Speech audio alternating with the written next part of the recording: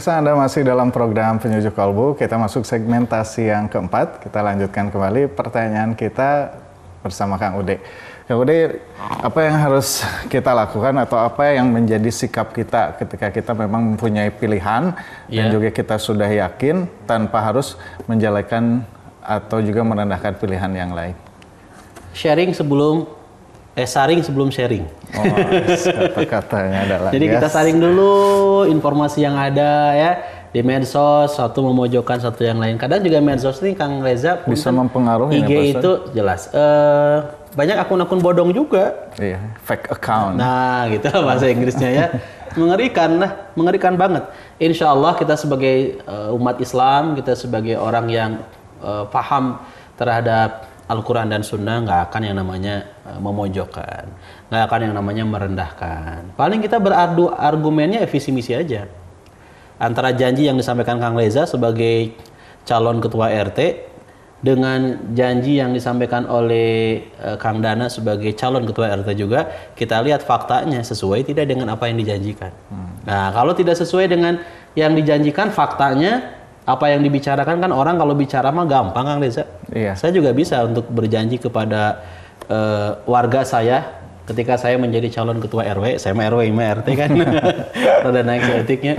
Saya akan menjanjikan A, B, C, D.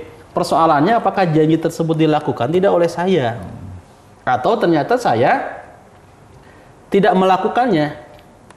Saya menyampaikan janji-janji manis itu demi mendapatkan yang namanya raihan suara agar saya menang. Ketika saya menang, maka saya akan manfaatkan jabatan saya, kepemimpinan saya untuk kepentingan diri saya dan keluarga. Ini yang jadi persoalan.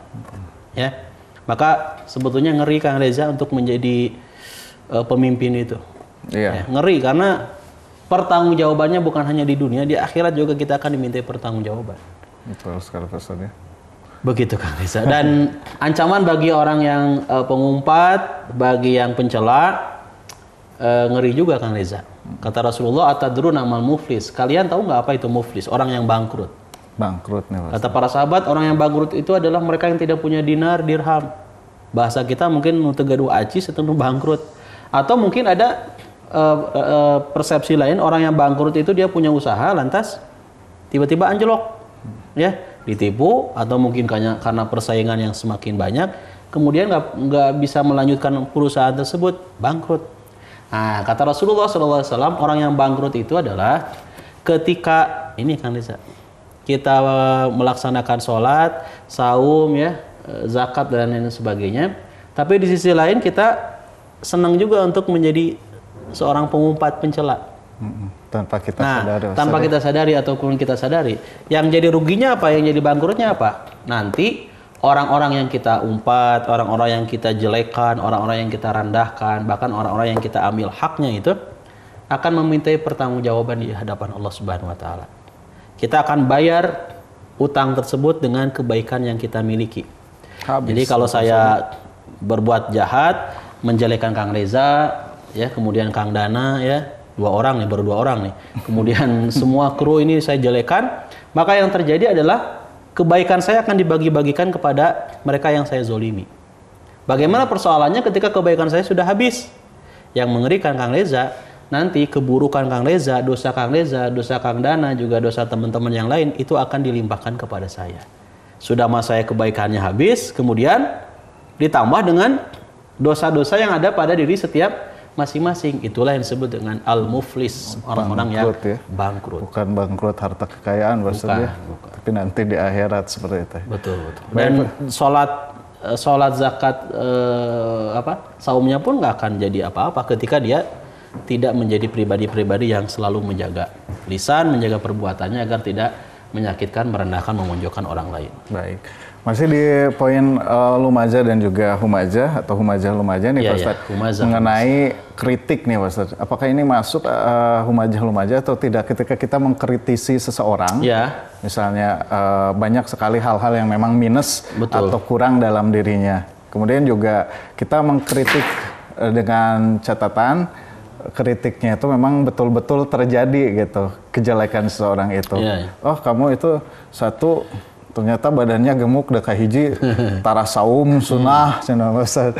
Kemudian juga sholat wajib hungkul sunahna tara jadi kurang gerak dan juga apa-apa suka tuh siga saya atau siga yang lain yang semangat wudunya, rawatibnya, kemudian juga melaksanakan saum sunnah dan beramal. Jadi tidak mempunyai fisik seperti ini, kelebihan lemak dan apa-apa. Nah, memang apakah kritik itu ketika memang menunjukkan dan juga memunculkan kenyataan minusnya, apakah memang masuk lumajah dan humajah ketika disampaikan terhadap orangnya langsung nih Pak Ustadz? Baik. Dalam tafsir Al-Quranul Karim menyebutkan secara prinsip Islam mengharamkan membicarakan sisi negatif orang lain. Kalau membicarakan sisi positif ini boleh ya untuk cerminan kita menjadi orang tersebut ya. Tapi membicarakan kejelekan negatif jelas tidak boleh. Namun ada 6 hal yang dikecualikan. 6 hal nih. 1, mengadukan penganiayaan yang dialami seseorang pada pihak yang diduga dapat mengatasi penganiayaan tersebut. Ada orang yang menganiaya saya, kemudian saya sampaikan kepada pihak berwajib, maka diperbolehkan Kang Reza. Karena dia sudah menganiaya saya, sudah melakukan perbuatan yang melanggar aturan-aturan hukum. Kedua, mengharapkan bantuan dari orang yang diduga dapat menyingkirkan kemungkaran yang dilakukan oleh yang berbuat keburukan tersebut. Ketika ada teman saya melakukan keburukan, dia ambil hak saya sampaikan kepada orang yang saya harapkan dan saya duga dia bisa untuk memberikan solusinya. Sebut misalkan orang tuanya, keluarganya, mungkin ada temannya juga yang bisa memberikan solusi, menasehatinya agar dia menghentikan perbuatan buruk tersebut. Yang ketiga yang diperbolehkan ini adalah menyebut keburukan seseorang dalam rangka meminta penjelasan keagamaan, fatwa. Nah, contohnya misalkan Kang Reza ada pasangan suami istri nih. Si suaminya itu pelitnya, bakhilnya, merge hese lah. Dia kikirnya luar biasa, cap jahe gitu ya. Padahal dia punya kemampuan untuk memberikan nafkah kepada istri juga kepada anak-anaknya. Tapi nu ngaranna pelit Kang Reza, aduh ya Allah, padahal eta pamajikanana. Padahal dia anaknya gitu kan.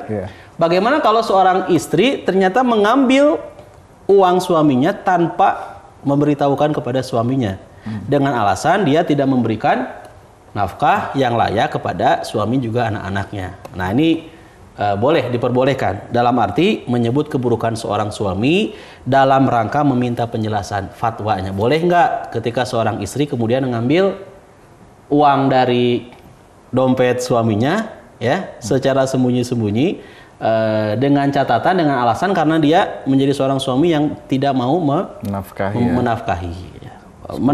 Menafkahi tapi mungkin tidak memberikan biaya hidup yang wajar untuk istri dan anak-anaknya. Keempat, menyebutkan keburukan seseorang dengan tujuan memberi peringatan kepada orang lain agar tidak dirugikan oleh yang bersangkutan. Ini boleh. Kang Reza, tong mere injem kadinya. Kang Reza jangan ngasih pinjam ke si itu, karena dia sudah pinjam ke saya tapi tidak membayar. Padahal mampu, padahal bisa, sudah diingatkan, sudah dikasih tempo, tapi tara mayar. Nah, saya membicarakan kan, saya menyampaikan kepada Kang Reza, dalam tafsir Al-Quranul Karim ini diperbolehkan. Kelima, membicarakan keburukan seseorang yang memang secara terang-terangan dan tanpa malu melakukan keburukan. Dan yang keenam, mengidentifikasi seseorang atau memberi ciri tertentu yang tanpa hal tersebut yang bersangkutan tidak dikenal. Jadi itu 6 poin Kang Reza. Kita diperbolehkan secara prinsip ke 6 hal yang dikecualikan dalam Islam, tapi secara prinsip jelas membicarakan keburukan orang, negatifnya orang lain itu tidak diperbolehkan kecuali ke-6 hal tersebut. Poin tadi Pak Ustadz ya. Baik. Masih di surat Al-Humajah nih Pak Ustadz, di poin selanjutnya dijelaskan tadi Kang Udeng mengenai bahwa menumpuk-numpuk harta dan juga menghitung-hitungnya. Betul. Nah, karena Al-Humazah bukan hanya kaitan humazah-lumazah, tapi ada kaitan dengan bab harta nih Pak Ustadz. Harta, ya. Nah, yang jadi pertanyaan mungkin jadi pertanyaan terakhir nih Pak Ustadz ya. Bagaimana kan tadi dijelaskan bagaimanapun gitu dijelaskan bahwa mengumpulkan harta dan juga menghitung-hitungnya. Memang kondisi seperti itu memang selalu terjadi nih Pak Ustadz, ketika kita bekerja, kita mencari nafkah, kan kita itu otomatis mengumpulkan harta istilahnya. Dan juga ketika kita mau menabung untuk sebuah hal yang diinginkan, pasti kan juga menghitung-hitungnya, ini udah cukup belum, atau ini udah cukup belum, oh ini ternyata belum, oh ini juga udah cukup untuk beli ini. Kan itu juga mengumpulkan dan juga menghitungnya gitu. Apakah maksudnya seperti itu, tidak boleh seperti itu, atau bagaimana nih Pak Ustadz? Ya, makanya bacanya harus sampai selesai. Yahsabu annama lahu akhlada. Dia kumpulkan harta tersebut, yahsabu annama lahu akhlada. Dia kira harta tersebut akan mengekalkannya. Padahal harta itu kan titipan Kang Reza ya. Punten, dalam istilah Sunda ada istilah hitungan. Ya, hitungannya kalau hitungan positif nggak jadi persoalan ya. Mana untuk zakat, infak, sedekah, mana untuk keluarga gitu kan, mana untuk smart TV, nah itu kan menghitung-hitungannya, smartphone-nya kan perlu untuk komunikasi kan, itu juga ada pekerjaan kan menghitung. Tapi yang dimaksud dengan hitung-hitungan itu, dia nggak pernah atau dia mengabaikan hal-hal yang sifatnya adalah untuk perbekalan dia nanti kematian. Dia nggak mau mengeluarkan hartanya. Kang Reza, saya sudah kerja keras untuk Kang Reza. Orderan sekarang udah ada 5.000 PC sepatu, coba. Kemudian lebar atau dikeluarkan harus 2,5%. 2,5% dari 500.000 sepatu berapa Kang Reza? Kan lumayan. Nah ini orang-orang yang hitung-hitungan.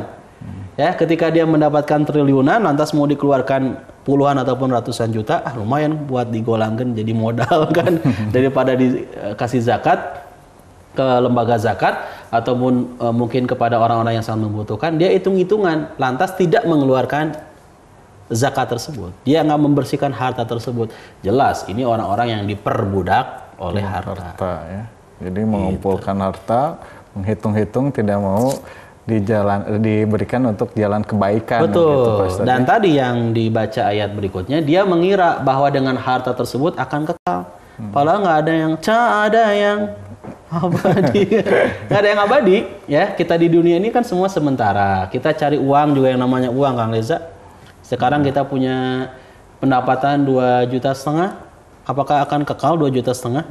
Namanya hidup kan, ada pengeluaran, kita cari lagi. Nah jangan sampai kehidupan yang kita lakukan itu tadi yang saya sebutkan, kerja, hiburan, tidur gitu ya pegawaian nantinya, kerja, hiburan, tidur, nggak ada waktu untuk disisihkan beribadah kepada Allah Subhanahu wa taala. Ini yang dikecam oleh Allah Subhanahu wa taala di surat Al-Humazah. Baik, kemudian juga Pak Ustaz, bagaimana agar diri kita menjadi pribadi yang terhindar dari lumajah-humajah dan juga orang yang termasuk kategori diperbudak harta nih Pak Ustaz. Ya, sadari karena kita semua akan dimintai pertanggungjawaban, sadari karena kita yakin kebahagiaan itu tidak diukur dengan memojokkan, mencela, menghina, merendahkan orang lain.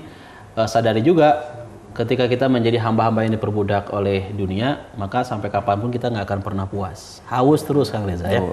Semua akan dimintai pertanggungjawaban dan kita yakin Kang Reza, semua juga kita akan mati ya. Maka dari itu kita akan berusaha terus agar kematian yang akan kita rasakan itu betul-betul memiliki kematian dan mendapatkan kematian yang husnul khotimah. Jadi husnul khotimah, jauhi humazah, lumazah, dan jauhi yang namanya diperbudak oleh harta. Baik, merupakan penutup nih Pak Ustaz. Penutup. Kesimpulan. Baik pemirsa, demikianlah program Penyejuk Kolbu di kesempatan kali ini mengenai makna surat Al-Humajah. Mudah-mudahan apa yang disampaikan bisa bermanfaat bagi kita semua. Saya Reza Fauji undur diri dari hadapan pemirsa di rumah. Allahumma anfa'na bima alamtana wa alimna ma yanfa'una wa zidna ilman yanfa'una. Wassalamualaikum warahmatullahi wabarakatuh. Waalaikumsalam. Program ini disiarkan serentak di MJTV Magelang dan PJTV Bandung.